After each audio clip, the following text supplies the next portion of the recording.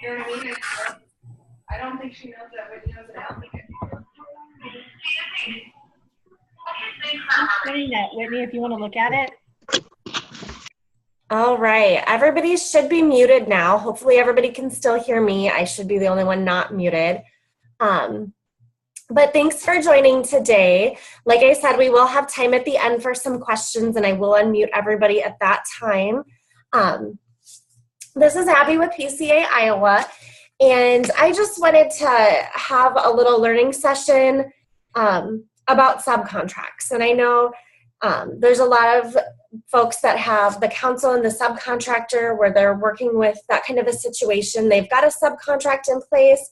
I've seen some that have been really, I think kind of covering all the bases from what I've seen. And I've also been aware that there's some instances where it's really a less formal type of a situation in regards to the subcontract. So I think that it's best practice for the council to have a formal subcontract if they are using a subcontractor. So I am going to go ahead and share my screen. I've got a couple of slides that I pulled together. And this, I do want to say, I'm not a lawyer. This isn't intended to be legal advice. It's more from my observations, what I've seen working with different councils.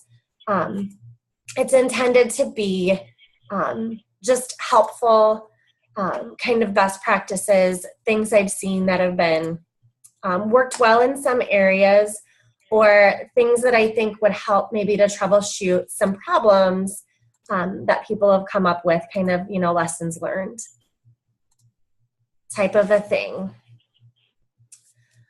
So hopefully people can see the first slide, developing subcontracts. And I'm going to open up, can somebody type in if they can see that, or are they still looking at a picture of me talking?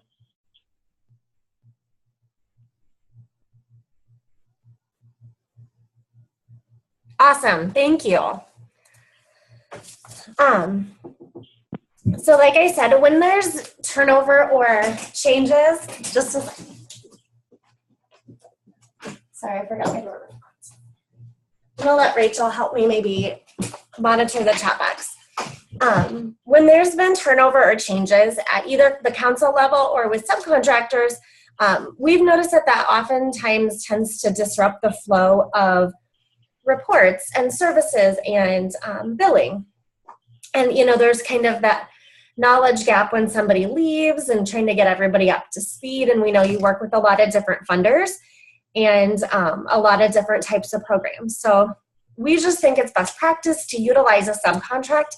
And that way, if somebody goes out and they've got all this institutional knowledge in their head when they leave, it can help bridge the gap when to whoever's kind of taking over that role.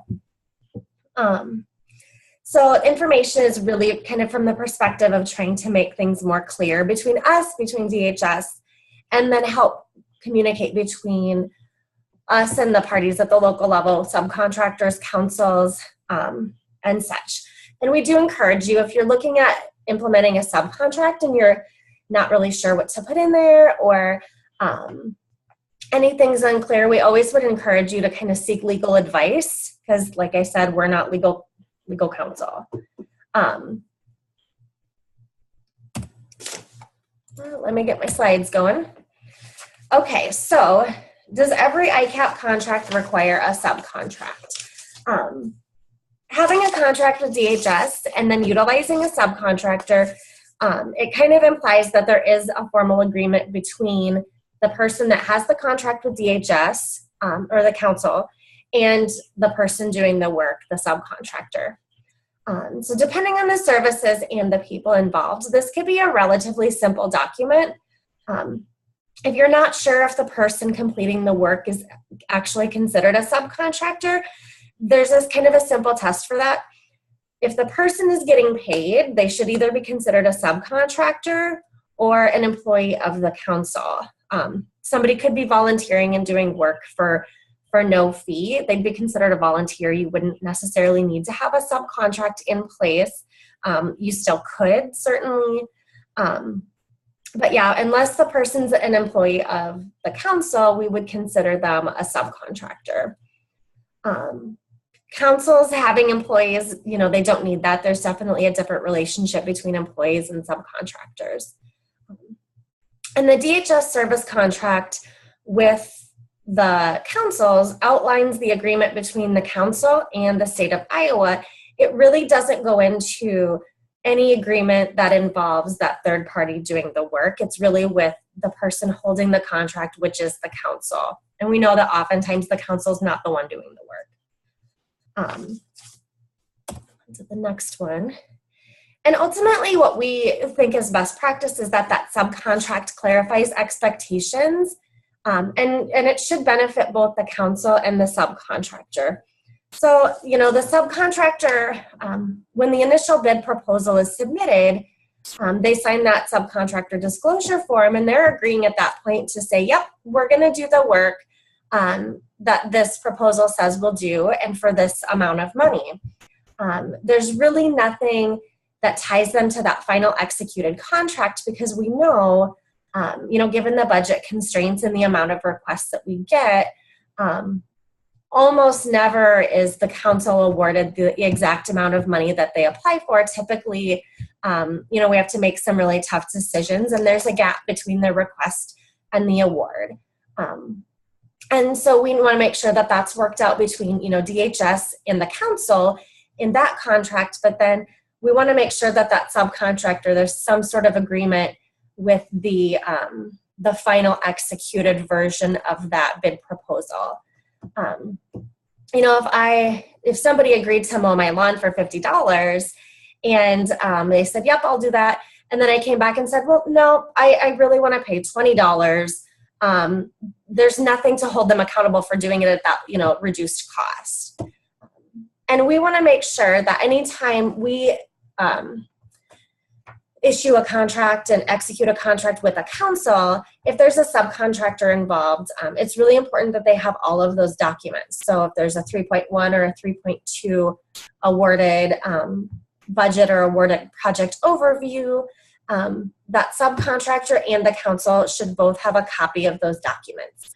We always send them a copy of the original back to the contract manager, but we want to make sure that if there's a subcontractor involved, they're also getting a copy of that. I would also encourage everybody that's a contract manager should be on our distribution list. So when we send out reminders for webinars or reminders for deadlines, they're getting that information. But we also think it's important for every subcontractor to be on that distribution list. If you know people that should be and are not, including yourself, let me know. We just want to make sure that people are getting all of the information from us, as it, is important and relates to the work that's going on at the local level. There's a lot of sometimes things aren't necessarily relevant to either the council members or the subcontractors. Sometimes you can just kind of take a quick look at an email and understand whether or not it's, related to the work that you're doing. So things that should be a benefit to the council, as it relates to having a contract, there's a written record of the division of duties. So the proposal that's submitted outlines the general structure, the timeline, how the program runs, but it definitely doesn't spell out how those duties are always going to be divvied up between the subcontractor and the person who has the contract, the council that has the contract with DHS. And ultimately, we want to stress that the responsibility for those contracted services lies with the person that holds the contract. And so it is good for them to have written documentation, if the subcontractor is taking over some of those responsibilities. And like I said, there's a lot of times that things are running very smoothly and a key person leaves and some of the tasks don't necessarily get picked up. And, sometimes there can be those communication issues where people aren't quite sure who's doing what, and it can throw things off kilter. Subcontracts can act as, more of a manual if there's a transition to tell everybody who's supposed to do what. Kind of having that circus test. If a key run off to the circus, is there kind of that manual for other people to step in and carry on. And it really ensures necessary services are provided and that the contracts are met. It's important for everybody that's involved to know who's supposed to be done what to satisfy the terms of that contract. And I have had time speaking with subcontractors, and they, were unaware of things that they were supposed to be doing, things like submitting evaluations, when reports were due, that kind of thing. And so kind of bridges that gap and makes sure that there's clear communication for everybody. Likewise, good communication for councils is also good for those subcontractors, ensuring that those expectations are communicated. It could also help with ensuring that payments are timely. We know that there's a lot of folks that are volunteering with councils that may be very part-time or maybe volunteering, and having a set expectation of who's going to submit payments, who's going to sign them, and having a timeline for how soon those should be submitted can really help make sure that that process is smooth and timely. Especially, like I said, in times of transition, and really explaining what needs to be done for billing. There's a couple different forms, and one person might have to sign, and you might have to have a piece of documentation from the subcontractor, and it really lays out who has to do what to keep that process moving along. So what should go in a subcontract? Well, I'm not, the expert on telling you how you should run things at the local level, but there are some things that we've noticed that I think would be helpful for folks to really make sure is laid out. I like things in black and white. I have 108 contracts that I work with, so it's helpful for me to know, here's exactly what you're supposed to do for, every single project. I definitely think deadlines is kind of a big one.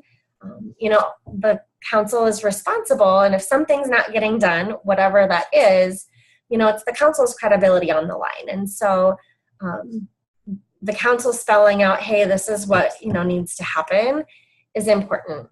And like I said, it's helpful too for the subcontractor to have those payments, payment processes documented. I've seen in certain areas where maybe somebody didn't know they were supposed to submit something, or they were kind of sitting on some paperwork for a while. And when subcontractors call us and they've been waiting for payments for 6 months, they get a little grouchy, but more often than not, something didn't get submitted to us. And so we in turn weren't able to submit it on for payment. And it can take a while to get those payments processed through DHS, especially certain times of the year. I'll take that opportunity to say it's getting towards the end of the year. I'd encourage people to get their billing in as soon as possible for May, June, July billing. As that comes up, you can't obviously submit them now. In addition, it's important for everybody to be kept updated on, administrative processes and reporting updates. So when there's things like updates to forms or changes in, evaluation procedures, we want to make sure that everybody has that information. So even if we don't have 5 people representing every contract on every call that provides that kind of technical assistance, providing an outline of who's going to sit on those, phone calls or webinars or attend regional meetings and then report back to the group is really helpful, just to make sure there's kind of a process outlined for how is information that's crucial to getting this work done going to be disseminated. There could be other things too, compliance issues, things that, reasonable and prudent safety practices. If you're working with a project that provides any kind of childcare, what are the background checks? Mandatory reporter training, things like maintaining your nursing license if it's a, some sort of home visiting program or something like that. I think those things are definitely important as well in having outlined in the contract. So a lot of the things that are in the contract between DHS and the council, as far as how many families are supposed to be getting served, and how many evaluations should be getting done, and when are those due. Those things are already in that contract. So if both the council and the subcontractor have a copy of that document, it's not necessarily necessary to restate all of that information in the subcontract between the council and the subcontractor. You can kind of include that within. I just encourage people to put, ACFS 16 dash, whatever your contract number is, as a reference to that. It's important, all entities should be legal entities. If you're not a business or a nonprofit, you can contract with an individual, but making sure that both parties that are in a contract are, considered a legal entity able to be a contract holder. The intent of having a subcontract isn't necessarily to provide, mountains of extra paperwork. And I do have a couple of examples that what I've done is taken some that I've gotten from contractors that are using them now. And I've kind of de-identified them and made a couple of adjustments, or kind of merged two documents sort of together. So if anybody's using a subcontract and you've shared a copy with me, the ones that are examples are going to look probably pretty familiar. But they're really short. They're both, I think, 2 pages, like 1 page front back. These recommendations that I'm making are really pretty general. And really our intent is to, have a written plan between the council and the subcontractor is ultimately what we're advocating for. Other things I think is important, dates are effective, and contracts can't be considered effective until all parties have signed. Important contact information, things like that, you can put in there. If there's, a process for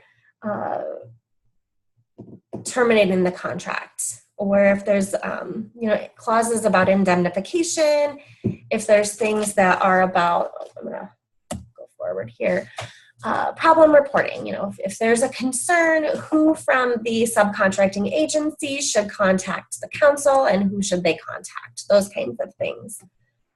Really kind of keeping things very general. And then conditions under which the contract terms can be changed. If there's a licensing change, it may be necessary later to change the subcontract, and what's the process for making those changes official. So that was kind of a lot of information. I am going to take it off of mute and see if anybody has any general questions. And sorry, I have not been looking at the chat box, so I'm going to take a look at that as well.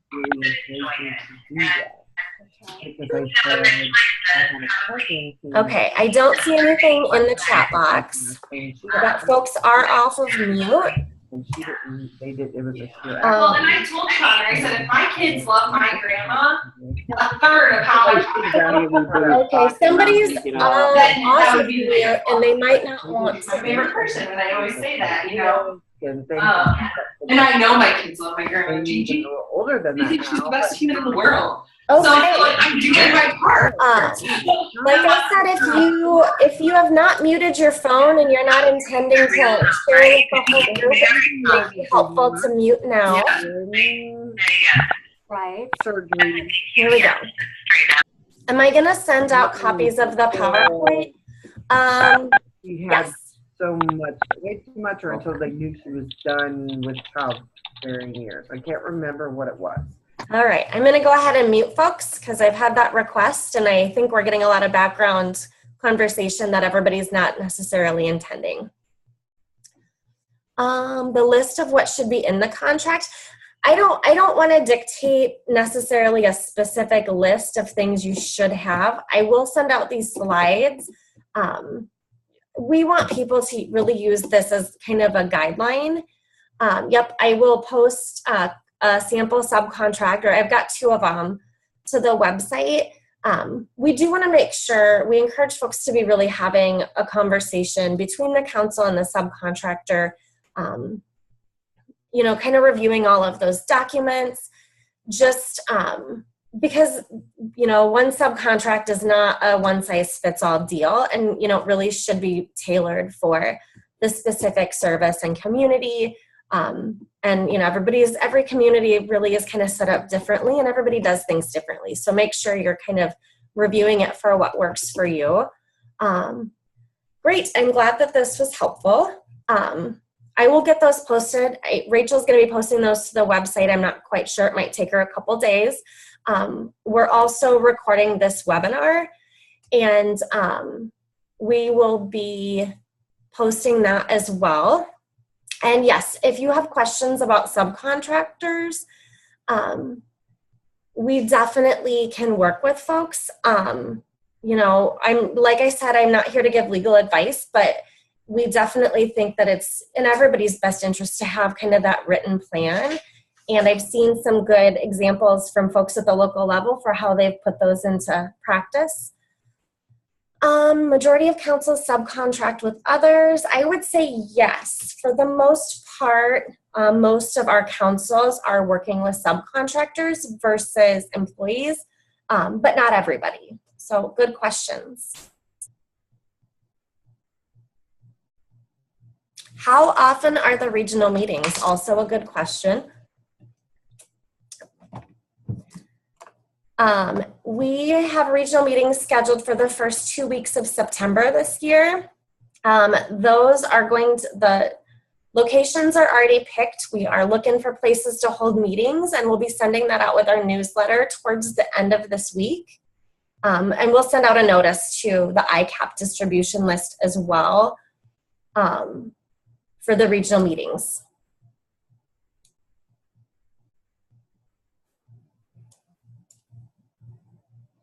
Typically, yep, annually. Typically, we have regional meetings annually in September.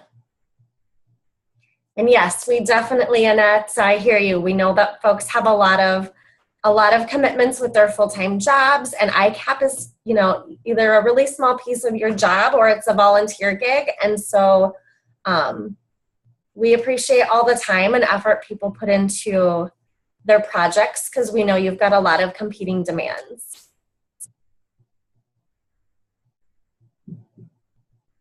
All right. Any other questions? Okay, I mentioned a contract manager needs to be identified. Changes in the future to allow of more administration. I'm not sure if you mean administration like the percentage of the budget. As far as I know, that's not going to change in the next year. As for FY19 and beyond, I don't have any information on that. At this point, I don't have any information on changes to that, so I can't say either way. Okay, in the subcontract, I recommend putting something in about PCA and contract reviews.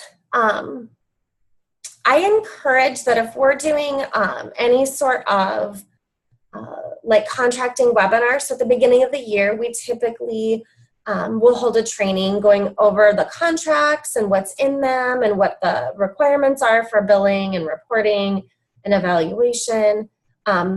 I recommend that either the contract manager or kind of the point person for the subcontracting agency be on that webinar, and both is ideal, but you know, if one can attend and fill the other one in, that's fine.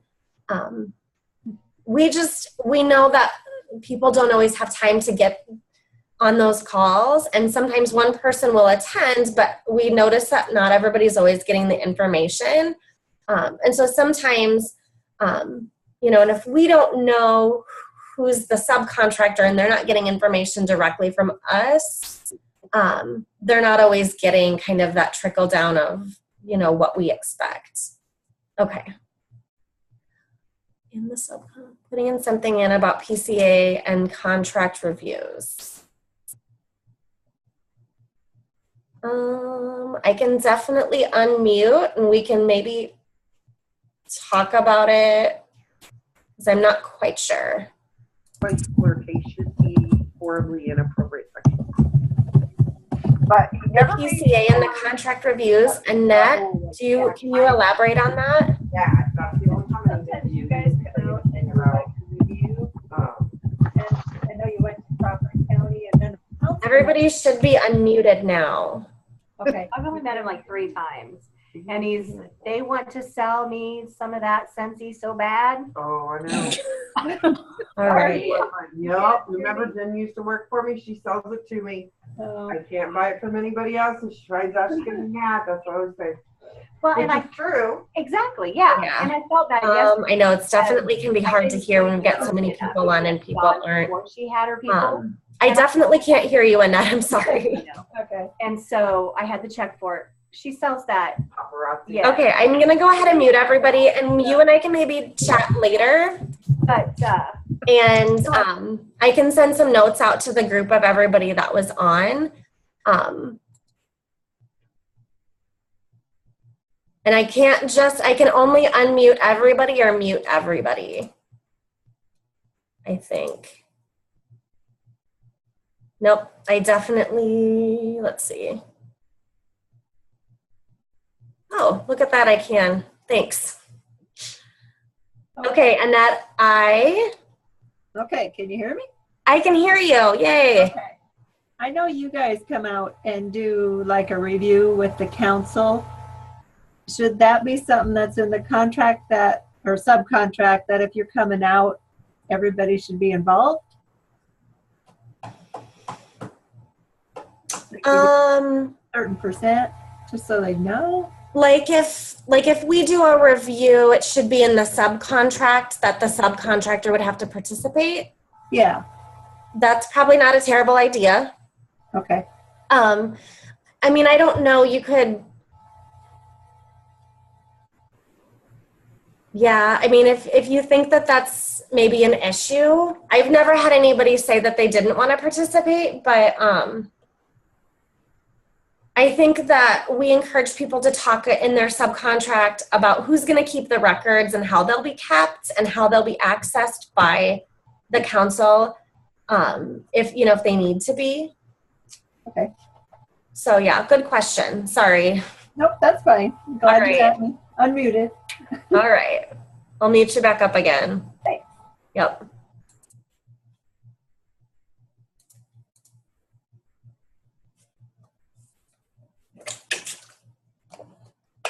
Okay. Is it appropriate for a subcontractor to contact PCA regarding the contract if they have the contract they have with the local council? I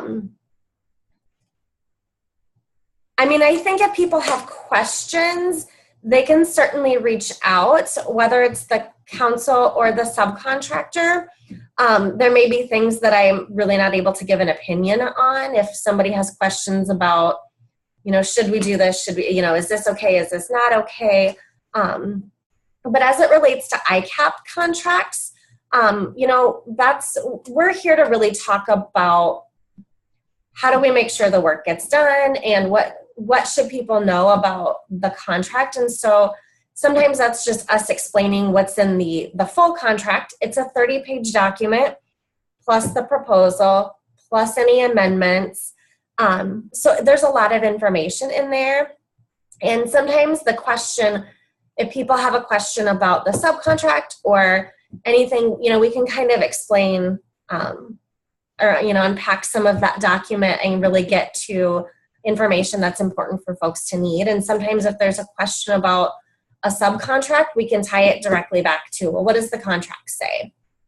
But yeah, good question.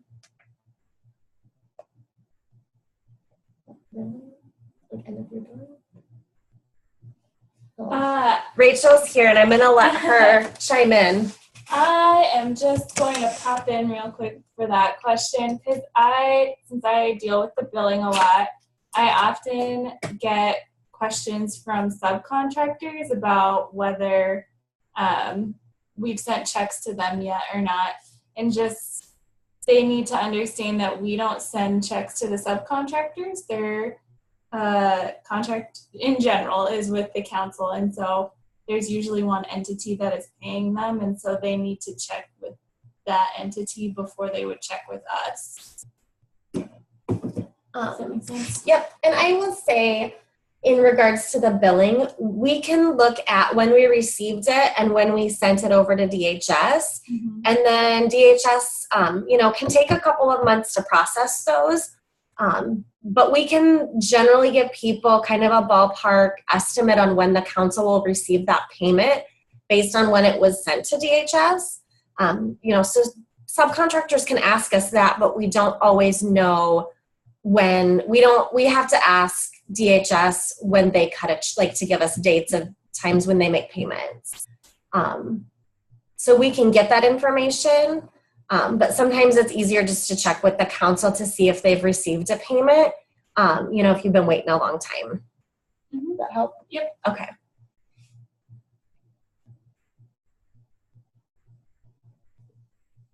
Good questions, though.